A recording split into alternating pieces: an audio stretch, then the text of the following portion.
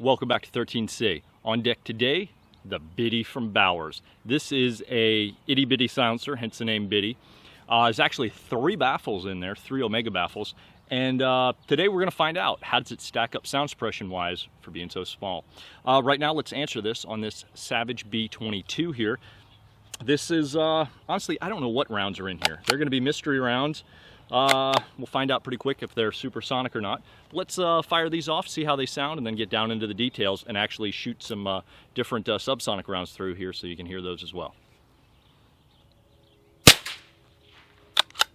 Definitely supersonic rounds. I could hear that crack downrange.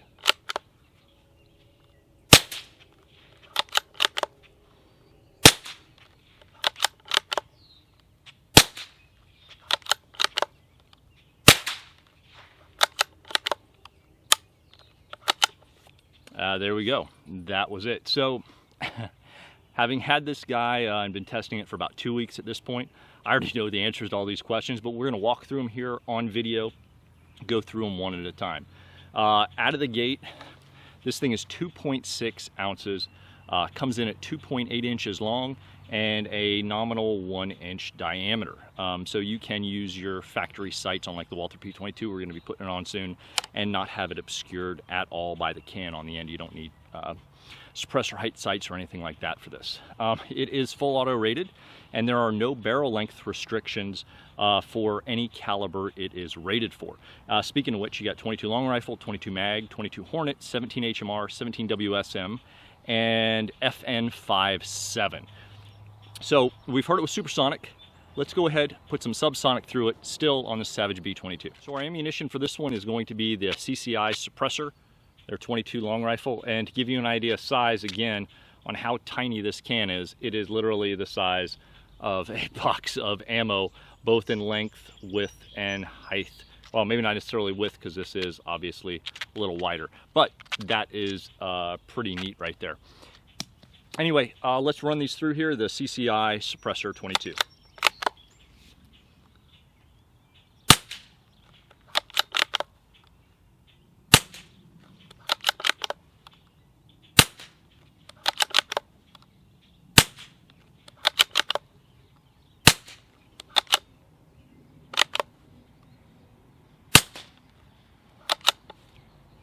So, we got one more.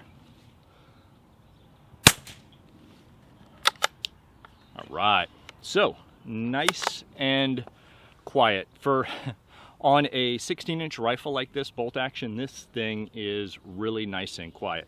Obviously not the quietest can out there. I mean, you have to think like the USS.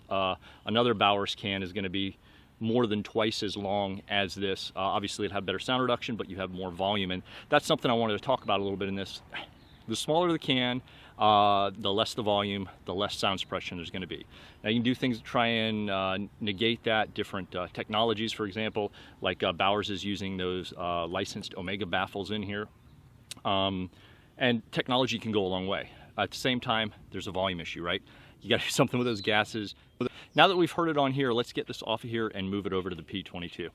Really quick for our control, we're going to put a few supersonic rounds through here just so you can hear them.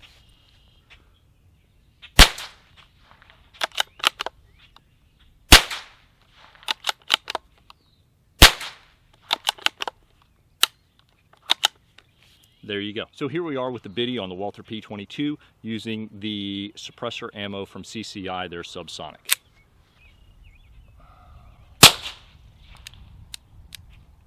And we're gonna have some malfunctioning problems again with this guy. Sorry about that.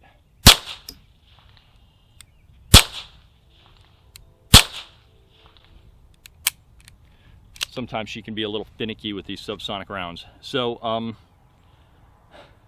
let's go ahead before we talk any more about this on a pistol and put some supersonic rounds through this. So here we are with some 36 grain supersonic rounds. These are technically claim on the box to be 1280 feet per second. That's probably going to be out of a 16-inch or longer barrel. Out of this short barrel, the chances of it going supersonic are probably slim to none. However, and I hear a lot of people talk about that when they talk about, you know, there's no need to shoot subsonic through like a pistol, because you know, supersonic isn't going actually breaking the sound barrier because there's not enough barrel length to get up to speed. I understand that, but at the same time you have to understand that there's more powder in there, it is coming out faster, and there is more gases escaping behind it as well. So keep that in mind. That's why it does sound louder. Now, maybe depending on like if you're using a USS can, something else, you know, any other full-size kind of 22 can, you may not notice it as much, but when you get on short cans like this, we've done other ones with K configuration or configurable barrel, baffles, things like that, you definitely notice the difference. I'm going to let you guys hear it for yourself, and you tell me what you think. Now with these electronic hearing protection, even when I don't have them on, when I tested this without it, you can hear that echo off in the background bounce back. This is significantly louder than shooting subsonics through here. And we'll see how that translates on cameras. I have the audio locked into the exact same settings and the same distance from the camera and the external mics on here. So hopefully this translates as well as it can be over a video like this. It's not perfect by any means, but it's as close as we can get to what we're doing here to try and give you what I'm experiencing here along with you.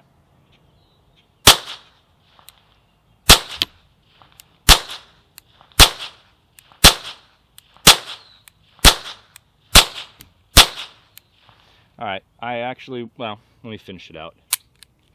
All right, that is it. All right, so what I'm gonna do is I'm gonna reload some rounds through here real quick. We're gonna shoot it without the can on here. Ooh, this guy's getting a little toasty actually on here for a 22 can. This thing is actually a little hot to the touch right now. Ouch. All right, so we're gonna put these rounds in here real quick and we'll be right back.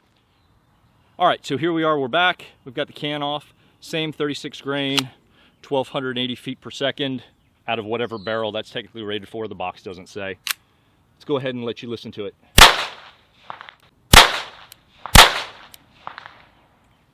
I'm actually going to take this out.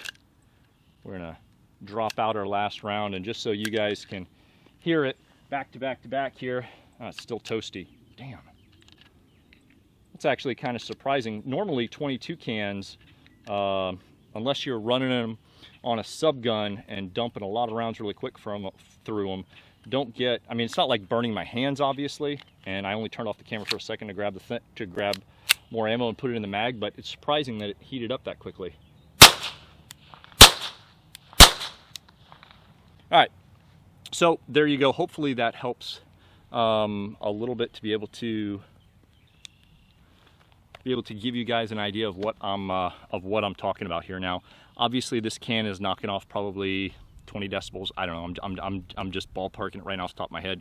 But with supersonic ammo, and this is not a dig on this can at all. I mean, this thing is tiny, and I've been trying to compare it to the other smaller cans that we've had in here, trying to get as close to an apples and apples comparison as I can. And I thought about either the Halcyon in the K configuration or the Oculus in the K configuration, trying to compare it to that. But then again, you're going to be slightly longer on both of those. You're going to be heavier as well by at least an ounce or more, or two, in a K configuration compared to this, which isn't a fair comparison. The closest I could probably get, because I've had a ton of comments and questions on this since we're doing social media posting, and we do Friday nights with 13C on our Instagram. We'll do a live feed every Friday night at 8 Central, 9 Eastern, just to answer questions for the week. It's a great way for us to interact, and this has come up time and time again, so I want to answer this here in the video because it's been asked so many times.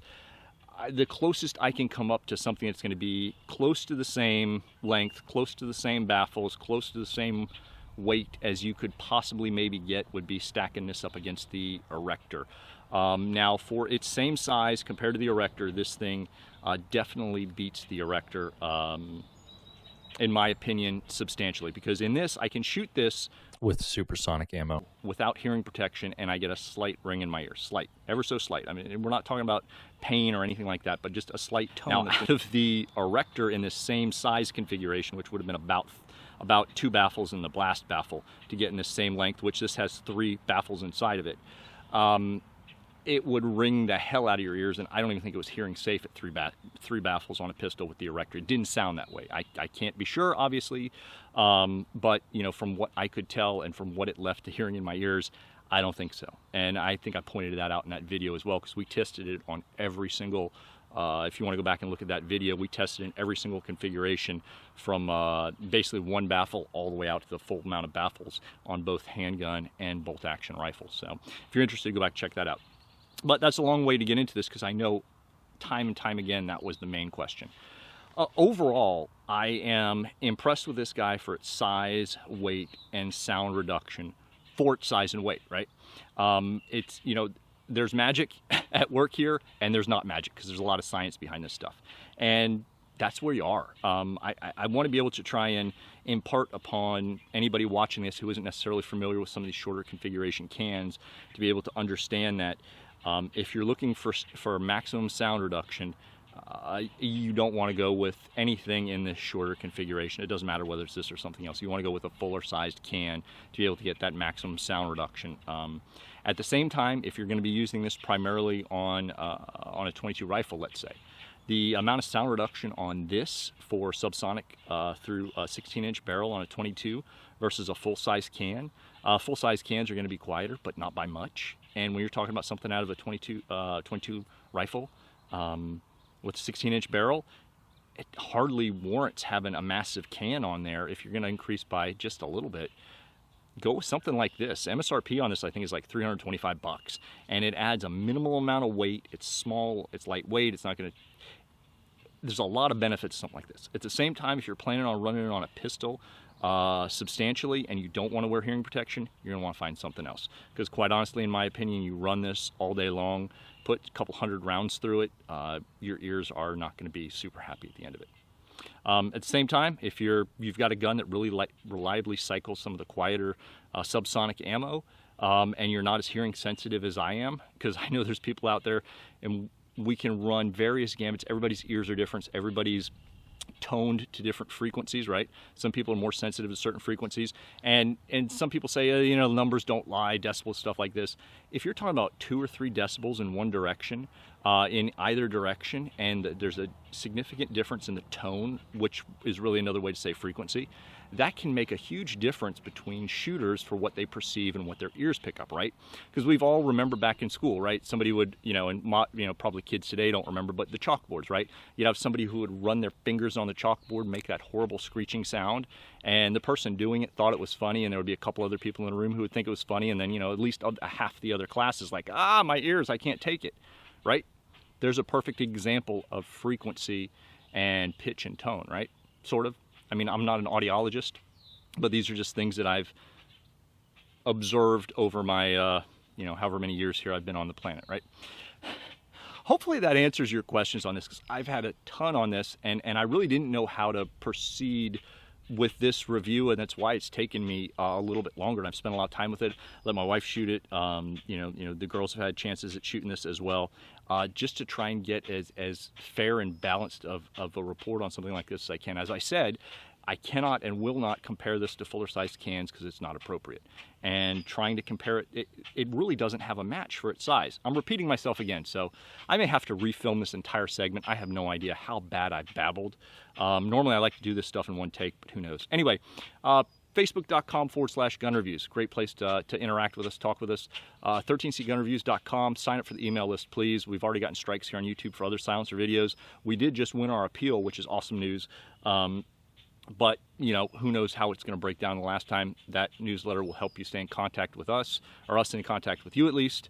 And you can always email us back through the contact links that are on there, and we can answer questions back and forth that way as well if you don't want to post them on social media. Instagram, we're at 13cgunreviews. And thanks, everybody. If you haven't subscribed already, please do. There's a bell next to the subscribe button to get notifications. If you haven't manually went in there and selected that to get notifications, then you aren't getting notifications reliably into your news feed like you should. We only put up about a video a week, so it's not like we spam you. Same thing on that newsletter I talked about signing up for. Normally it's no more than 1 email a week. Usually it's about 1 email every 10 days. Thanks again, everybody. We really appreciate your support, and we'll talk soon. All right, so we've got a little bit of water in here, and we've got the full power supersonic rounds we were using earlier. Let's go ahead and hear it. That actually helped a lot.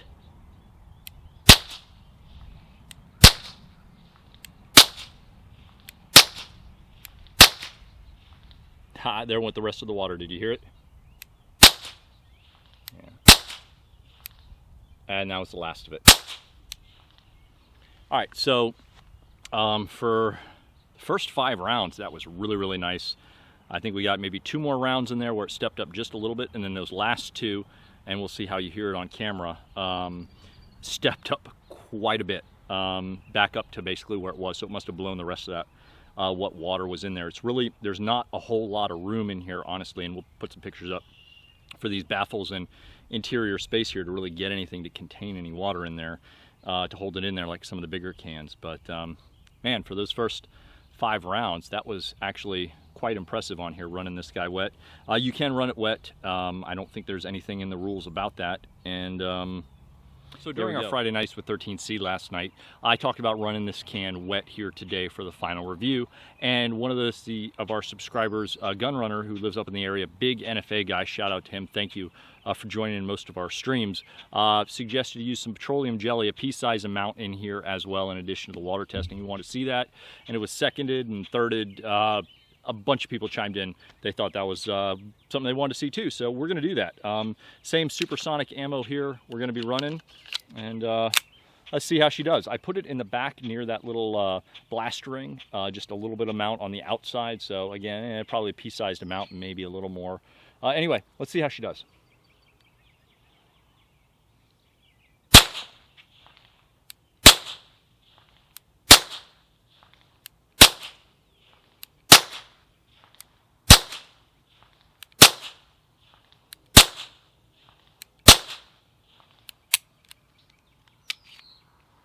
All right, I have another magazine here. Let's see. It helps some, and it's been fairly consistent throughout. Let's see when that stops helping.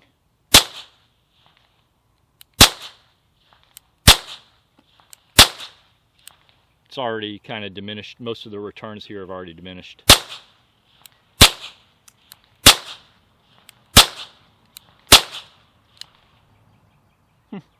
Lots of smoke. It's a little hot. I don't know. Personally, I'm more on board with the water. But anyway, there you go.